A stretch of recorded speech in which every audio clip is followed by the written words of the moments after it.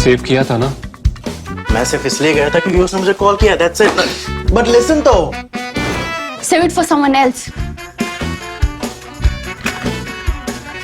जिंदगी में सेव करना जरूरी है, मगर जब बात पैसों की हो, सिर्फ सेविंग से काम नहीं चलेगा। इक्विटी म्यूचुअल फंड्स में इन्वेस्ट कीजिए और अपने सेविंग्स को आगे बढ़ने का मौका दीजिए। Mutual fund investments are subject to market risks. Read all scheme-related documents carefully.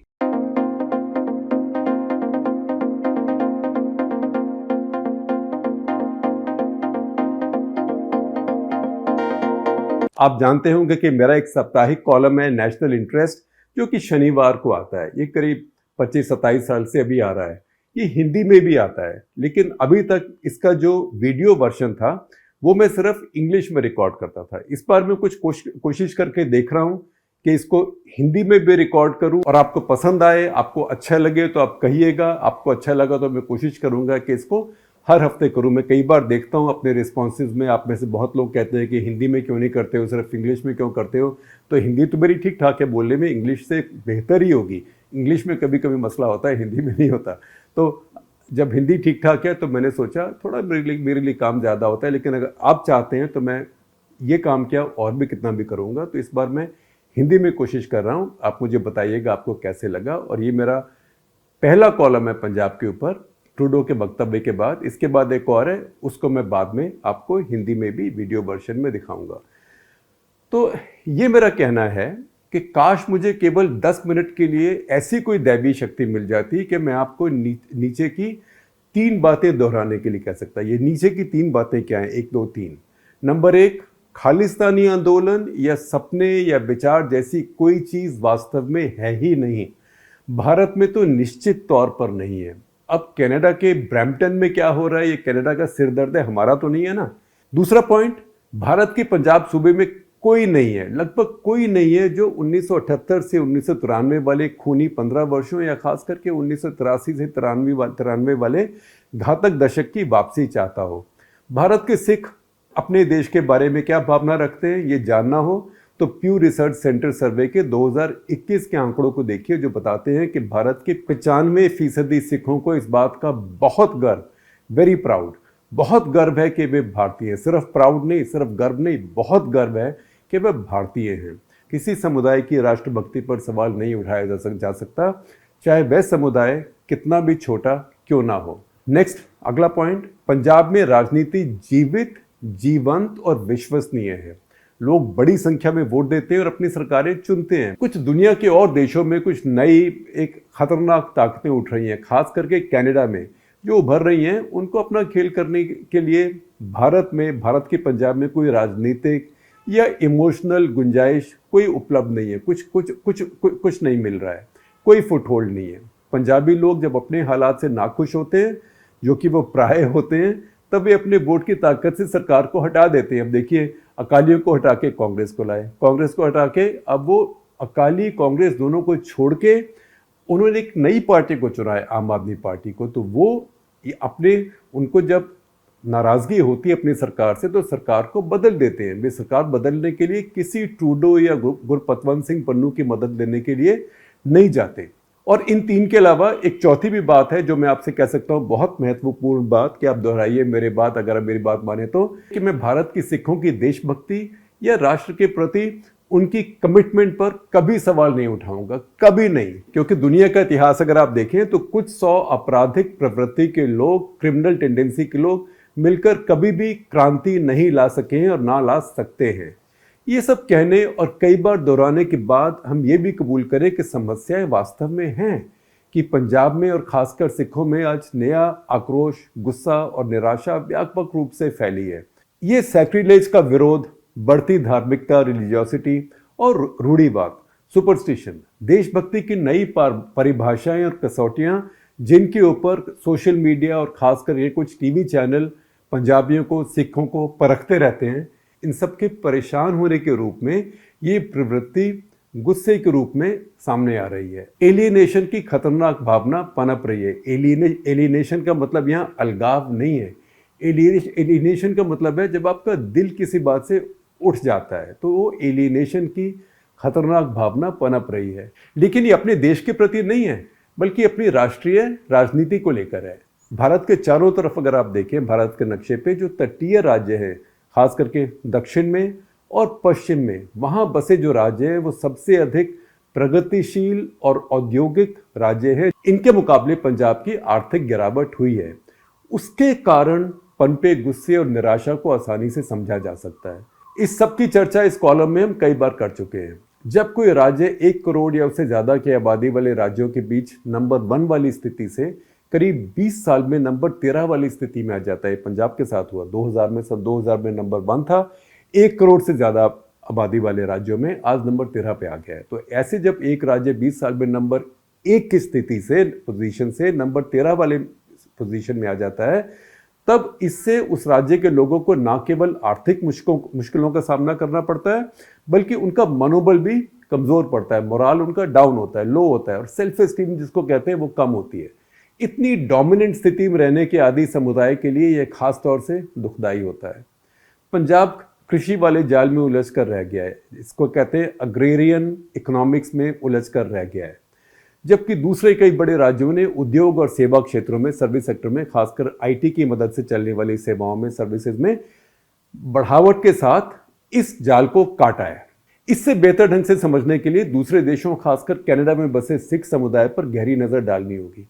2020-21 में जिस अंतिम साल के पूरे आंकड़े उपलब्ध हैं, भारत को पूरी दुनिया से करीब $80.2 बिलियन के बराबर रकम भेजी गई, $80.2 बिलियन। इन देशों की सूची में अमेरिका इस रकम का 23.4% या मान लीजिए कि 1/4 इसमें से सब पैसा अमेरिका से आया। इसके बाद यूएई, दुबई वगैरह, यूएई, उसके बाद Britain, Singapore, Saudi Arabia, Kuwait, Oman, Qatar तक पहुंचते पहुंचते इस तरफ जो 80.2 बिलियन है उसका 1.5% ही बचता है। आप सोच सकते हैं कि क्या मैं कनाडा को भूल गया? वहाँ इतना बड़ा विशाल, समृद्ध और खुशहाल पंजाबी समाज, खास करके सिख समाज बसा हुआ है, तो उनसे पैसा कितना आ रहा है? ये आंकड़े पंजाब और कनाडा में बसे छोटे छोटे पंजाबों में चलने वाली राजनीति और गहरे संकट का एक अंदाजा देते हैं। कनाडा में बसे करीब 10 लाख पंजाबी, जिनमें से 8 लाख तो सिख ही हैं। विदेश से भारत पैसे भेजने वालों में हांगकांग, ऑस्ट्रेलिया और तो और मलेशिया के बाद 12वें नंबर पर है। कुल भेजे जाने वाले ऐसे पैसे में कनाडा वालों का योगदान मात्र 0.6%, 0.6% है। 1% भी नहीं है, आधे फीसदी से थोड़ा सा ऊपर है। इससे क्या पता चलता है? मैं 2 बातें कहने की हिम्मत करूंगा। एक तो ठोस बात है और दूसरी अनुमान है। पहली बात तो यह है कि कनाडा में सिख अभी भी कम मजदूरी वाले रोजगारों या छोटे छोटे व्यवसायों में लगे हैं, जो उन्हें इतनी आमदनी नहीं कराते हैं कि वे काफ़ी पैसा स्वदेश भेज सके। ये अमेरिका, ब्रिटेन, यूएई या सऊदी अरब में वाइट कॉलर जॉब्स में लगे भारतीयों के विपरीत है। हुनर और रोजगार वाले पैमाने पर देखें तो पंजाबी लोग भारत के दक्षिण और पश्चिम से आए अपने साथियों से काफ़ी पीछे हैं। पंजाब एक अजीब विडंबना में फंस गया है। उसके लोग गरीब नहीं हैं। ये देश के उन राज्यों में शामिल है जिनके गरीबी के आंकड़े सबसे कम हैं, लेकिन इस राज्य की अर्थव्यवस्था मुख्यतः खेती पर टिकी है। हालांकि इसके खेत, इसके फार्म सरप्लस में पैदावार देते हैं, लेकिन इसके युवा खेती नहीं करना चाहते। इसकी खेती हिंदी प्रदेशों, खासकर बिहार और पूर्वी उत्तर प्रदेश से आने वाले सस्ते मजदूरों के हवाले, जिन्हें पंजाब में भैया कहा जाता है। दूसरी ओर पंजाब के अपने युवा किसी भी तरह कनाडा जाने के लिए अपने सालों साल बर्बाद करते हुए फैमिली की बचत खर्च करते हैं या उधार पैसा मांगते हैं या कर्ज लेते हैं, कुछ भी करते हैं। वहाँ उन्हें वैसे ही रोजगार करने पड़ते हैं कनाडा में, जिनके लिए वे पंजाब में भैया लोगों को बुलाते हैं और मजदूरी देते हैं। अब हम आते हैं कम ठोस कारण पे, जहाँ मैं थोड़ा अनुमान इस्तेमाल कर रहा हूँ कि कनाडा में बसे पंजाबियों की आमदनी तो नीची है ही, वे स्वदेश जो पैसा भेजते हैं वह भी कम है, फिर भी कम है।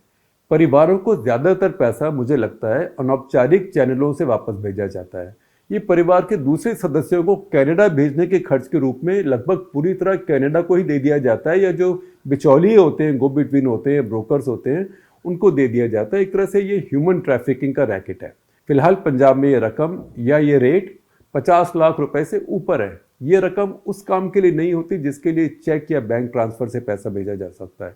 इसे ठेठ वॉलंटरी मानव तस्करी, ह्यूमन ट्रैफिकिंग ही कहा जा सकता है। पंजाब में 1993 में शांति बहाल हुई। ये शांति हिंदी प्रदेशों के मुकाबले कहीं ज्यादा है। आज हिंदी प्रदेशों से लॉ एंड ऑर्डर पंजाब में बहुत बेहतर है। इस राज्य के लोगों को, पंजाब के लोगों को अगर इस शांति का लाभ नहीं मिला, पीस डिविडेंड नहीं मिला, तो इसे इसके राजनीतिक वर्ग की नाकामी कहा जा सकता है, इसके नेताओं की नाकामी कहा जा सकता है।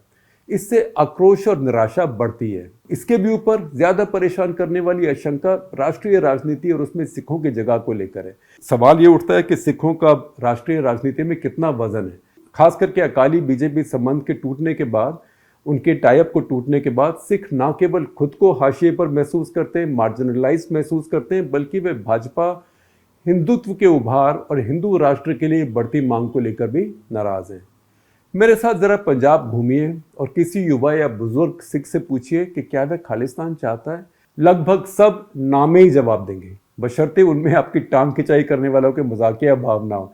इसके बाद आप उनसे पूछिए कि आप खालिस्तान के नारे लगाने वालों का विरोध क्यों नहीं करते। ऐसा सवाल अगर आप पंजाब के किसी गली कूचे में, किसी गांव में चंद सिखों से करेंगे, तो उनमें से कोई ना कोई आपसे ही उल्टा सवाल पूछेगा कि अगर कुछ लोग हिंदू राष्ट्र की बात कर सकते हैं तो कुछ लोग सिख राष्ट्र की बात करें, इसमें नाराज होने वाली बात क्या है। अगर आप एक धर्म के आधार पर राष्ट्र बना सकते हैं, चाहे वो हिंदू धर्म के नाम पे हो, तो दूसरे धर्म के आधार पर क्यों नहीं। इस सर्वशक्तिमान ऑल पावरफुल बीजेपी के उभार सिखों, खास करके पंजाब के सिखों के प्रतिनिधित्व में कमी, उनके रिप्रेजेंटेशन में कमी, अकाली दल के अलगाव, उसका आइसोलेशन अकाली दल का, और जिसको वो मुस्लिम समुदाय का, मुस्लिम कम्युनिटी का विक्टिमाइजेशन सोचते हैं कि मुसलमानों को निशाना बनाया जा रहा है, उन सब ने पंजाब के मिजाज पर गहरा असर डाला है।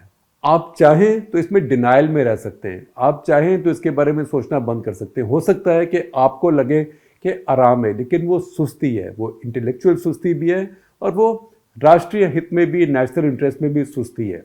याद कीजिए, गुड़गांव में जब मुसलमानों को पार्कों में नमाज की इजाज़त नहीं दी गई, तब सिखों ने किस तरह गुरुद्वारों के दरवाजे उनके लिए खोल दिए थे। या किसान आंदोलन के दौरान दिल्ली की सीमा पर सिखों के लंगर में मुस्लिम एक्टिविस्टों ने किस तरह की एक्टिविटी की थी।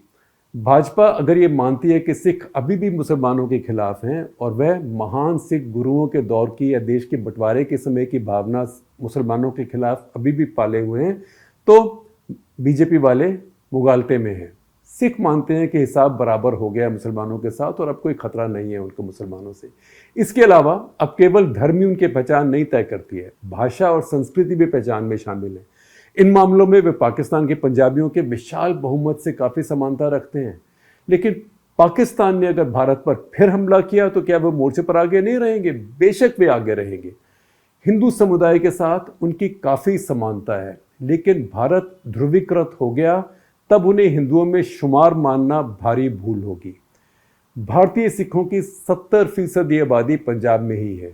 जिस प्यू सर्वे की पहले मैंने बात की, उसमें यह भी कहा गया है कि 93% सिखों को इस बात पर गर्व है कि वे पंजाब में रहते हैं। गर्व भी नहीं है, बहुत गर्व है, वेरी प्राउड।